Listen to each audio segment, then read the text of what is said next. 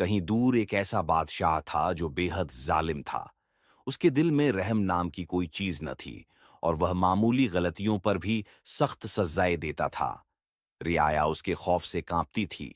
अगर कोई उसके हुक्म की खिलाफ वर्जी कर देता तो उसे संगीन नतीजों का सामना करना पड़ता। किसी की हिम्मत न थी कि उसके सामने सर उठाकर बात करे। एक दिन बादशाह शिकार के लिए निकला। सोने के कजावे में बैठे अपने चमकते हुए हथियारों से लैस सिपाहियों के साथ वह जंगल की तरफ बढ़ रहा था। रास्ते में अचानक एक भारी जिस्म वाला आदमी आ गया जो एक जगह खड़ा था और हिलने का नाम नहीं ले रहा था।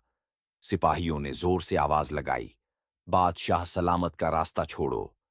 मगर वह आदमी अपनी जगह खड़ा रहा, जैसे उसे कुछ सुनाई ही न दे रहा हो। बादशाह की आंखों में गुस्से की चिंगारियां भड़कने लगीं। उसके लिए यह नाकाबिल ए बर्दाश्त था कि कोई उसके रास्ते में आए। उसने जोर से ललकार कर कहा,